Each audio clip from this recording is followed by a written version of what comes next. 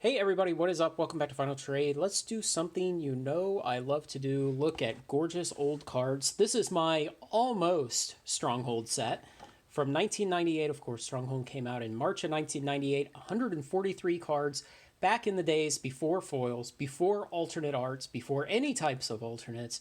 It was just 143 cards. That was it. So there was a cycle of ally color slivers in this set, and interestingly, the previous set, Tempest, had introduced slivers to us, and in this next set, we only got 5 more, the ally colored ones. Burgeoning, one of the few cards that still has good value today. Of course, even in a set of 143 cards today, 24 years later, only 9 cards in this set sell at $10 or more on TCG market prices. And 55% of that value of the entire set of about $1,200, 55% of that value is one single card. See if you can guess before we get there. This set had the first introduction to Constant Miss. It also had a cycle of Lycids, which was WotC still trying to figure out how to do equipment cards. Up to this point, there had still been a bunch of attempts to do equipment as just an artifact that you could tap to give an effect to somebody. Some of them even had the option to not untap, but Lycids were a new kind of thing in Tempest, the previous set, where you would have a creature who could turn into an enchantment, but then turn back into a creature. And so they were still attempting to make that work here. Going on, another one of these slivers. And Dream Halls, this is one of the reserve list cards. There's 7 reserve list cards in this set. This was in the time period when WotC was trying to back down off of the reserve list, stop adding new cards to it. But, Dream Halls is about the 4th most valuable card in the set. Crovax the Cursed, another reserve list card. Ensnaring Bridge, an iconic card. Flame Wave, if you look at the picture very closely, there's a little guy on a surfboard riding that Flame Wave. And of course, the set had more of these terrible Flowstone creatures and an enchantment that could turn any creature into a terrible Flowstone creature. All of the Lycids had an effect that changed how they attacked or blocked. And so the blue one gave them flying so they could fly over blockers. The white one had pacifism. The red one had cannot block. The black one had the fear effect where they could only be blocked by black creatures or artifact creatures. And the green one, of course, had the effect of lure on it. What else is notable here? Heartstone, reducing the cost to activate abilities on creatures, of course, incredibly dangerous and powerful. And there would actually be an infinite combo in this set between the Sliver Queen and Heartstone and Ashnod's Altar, where you could then produce infinite Sliver tokens.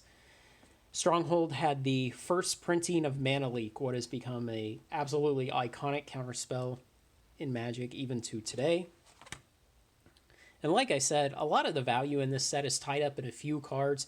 55% of it in the one card I am missing, Mox Diamond, of course. That card's about $600 today at TCG market prices. You can sometimes find ones on eBay as low as about $350 or so, but sadly, the one card I am missing from the set is the card that makes up a bit over half of the value of the entire set.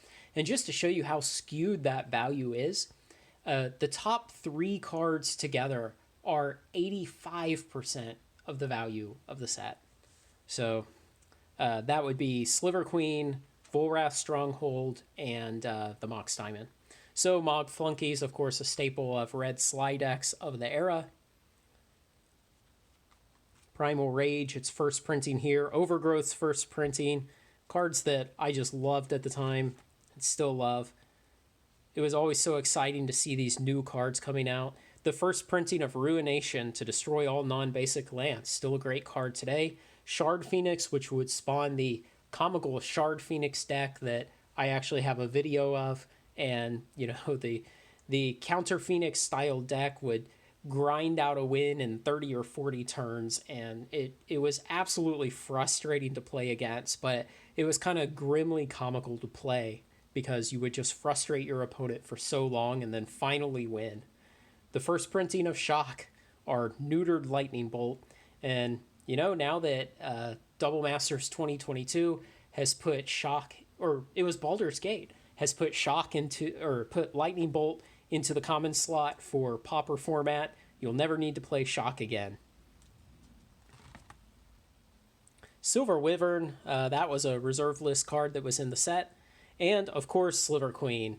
Reserve list card, it was the first card in Magic's history to cost every color of mana.